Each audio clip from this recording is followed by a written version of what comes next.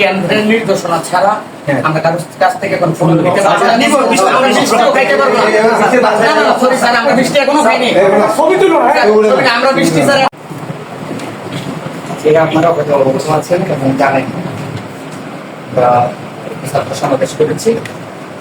এই ছাত্র সমাবেশ দাঁড়িয়ে আমাদের ছাত্র সমাবেশটা করার লক্ষ্য হয়েছিল যে আমরা শুধু দাবিগুলো বেশি করবো। আমরা যদি ছাত্র সমাবেশটা না করতে চাই দাবিগুলো কিন্তু সরাসরি আপনাদের কাছে পেয়ে যাবো।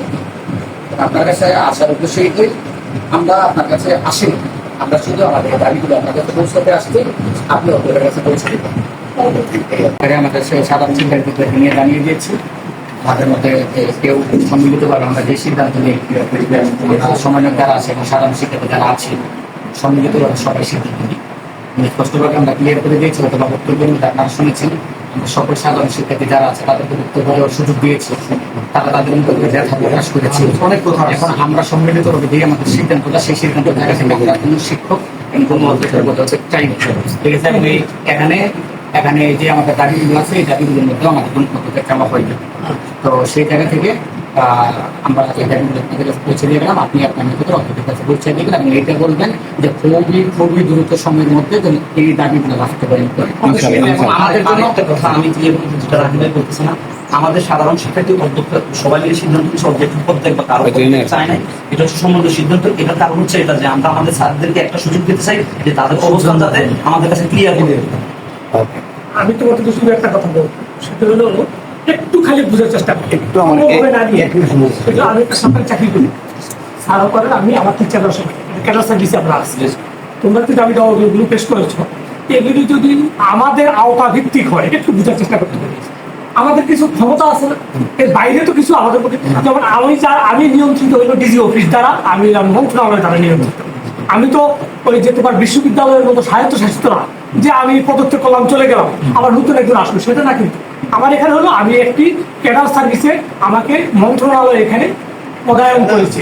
যদি আমাকে মন্ত্রণালয় বলে যে না আপনি এখানে অযোগ্য অদক্ষ, আপনি চলে যান, আমাকে আসতে অর্ডার করলে আমি বিকালের মধ্যে চলে যাব। এই হলো সিস্টেম।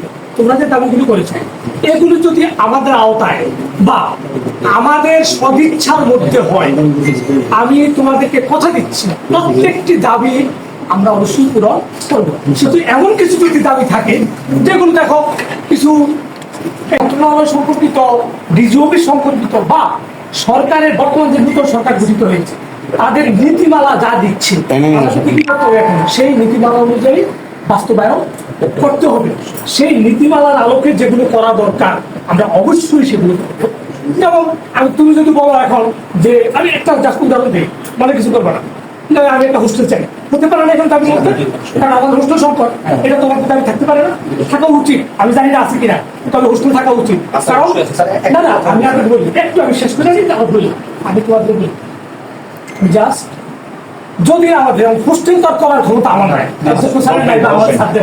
আমাদেরকে কি করতে হবে, প্রকৌশলে লিখতে হবে। এছাড়া যে সমস্ত দাবি আমরা শিক্ষকরা মিলে, আমার শিক্ষক আছে 171 জন, আমরা অধ্যক্ষ স্যার সহ আমি সহ শিক্ষক পরিষদ শিক্ষকরা মিলে যে ধরনের দাবিগুলো তোমাদের সংস্কার করা যায়, যেমন মনে করো যে ক্যাম্পাস পরিষ্কার পরিচ্ছন্নতা বা ক্যাম্পাসের পরিবেশ উন্নয়ন, সেখানেও এখন একটু সমস্যায় আছে। কারণ যেহেতু পুলিশ প্রশাসন অ্যাক্টিভ নয়, কেমন এখানে তোমরা জানো যে ডিসি এসপি এদেরকেও ফোন করে এখন পাওয়া যায়। এখানে তোমরা মাঠে আসো দেখি শান্তিতে এখন বিরাজ করছিস, তো বলার অপেক্ষা রাখে না, এটা তো বলতেই হবে তোমরা মাঠে। আমি সর্বোচ্চ তোমাদেরকে কথা দিচ্ছি, তোমাদের এগুলো আমি আবারও বলছি আমার নীতিমালার বাইরে, আমার ক্ষমতার বাইরে হলে পরে অবশ্যই আমি তোমাদেরকে নিয়ে থাকলে আবার বসবো ইনশাআল্লাহ। তোমাদেরকে নিয়ে তোমাদের মতামত নিয়ে আলোচনা করব। তোমরা দরকার হলে 10-15 জন আমাকে নাম দেবো, তোমাদেরকে নিয়ে বসে যে দেখো আমি কিন্তু এই জায়গায় গিয়ে আটকে গেলাম, আমি তোমাকে ক্লিয়ার বলছি আমি এই জায়গায় গিয়ে আটকে গেলাম, এখন আসো আমরা কিভাবে এটাকে আগাইতে পারি, তোমার নিয়ে বসবো। অবশ্যই এখানে যে আমরা যে দাবিগুলো দিয়েছি ক্যাম্পাস সংস্কারের জন্য এবং শিক্ষা সংস্কারের জন্য আমরাও জানি কোন দাবিটা কতদিন লাগবে। Yes. এবং কোন দাবিটা অধ্যক্ষের হাতে আছে, কোনটা সরকারের হাতে আছে। Yes. এবং যেই দাবিগুলো অধ্যক্ষ চাইলে সরকারের কাছ থেকে আদায় করে আনতে অবশ্যই। পারবে, এবং সেই দাবিগুলো এখানে আমরা যুক্তিসঙ্গত ভাবে শুধু তাই নয়, আমি তো এখন আমার কথা হচ্ছে এখানে যে দাবিগুলো আমরা জানি, যে দাবিগুলো আমরা জানি খুবই গুরুত্বপূর্ণ সময়ের মধ্যে বাস্তবায়ন করা যাবে, এবং যেই দাবিগুলো হয়তো বা 2 মাস লাগবে ওইগুলো আমরা জানি, এবং সর্বশেষ যেই দাবির একটু সময় বেশি লাগবে কিন্তু কয়দিন লাগবে সেটা আমরা জানি। তবে আমাদের এখানে যে 23টা দাবি আছে, এই 23টা দাবি, 23টা। হ্যাঁ, এই 23টা দাবি আমরা খুবই দ্রুত সময়ে ইনশাআল্লাহ, বাস্তবায়ন চাই। ইনশাআল্লাহ। এটাই এই দাবি, এগুলি তো তোমাদের দাবি মানে আমার দাবি, অবশ্যই, অবশ্যই। আমার শিক্ষকের দাবি। অবশ্যই। ওকে, আমি তোমাদের আবারও বলছি, যে কোনো প্রয়োজনে স্যার, এখানে আমাদের 23টা দাবির ভিতরে একটা দাবি কিন্তু আছে যে মানে প্রতিষ্ঠানের শিক্ষক এবং কর্মচারীদের নিরাপত্তা নিশ্চিত করা। এবং শিক্ষকদেরকে বিদেশে উচ্চতর প্রশিক্ষণের জন্য ব্যবস্থা করা, এটাও আছে স্যার। তোমরা মনে কথা বলে বলছো ঠিক আছে, এটা আমাদের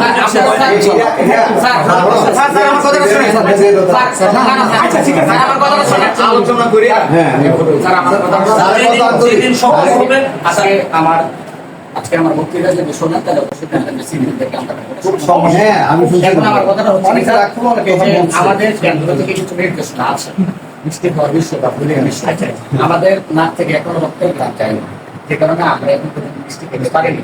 ওই কেন্দ্রিক সুবিধা আমরা প্রোগ্রাম করছি 3 বাহিনীর অফিসারের সাথে, সেনাবাহিনী, তারপর হচ্ছে র্যাব, তারপর হচ্ছে পুলিশ। ওনারা আমাদেরকে মিষ্টি করে চাইছে, আমরা খাইনি।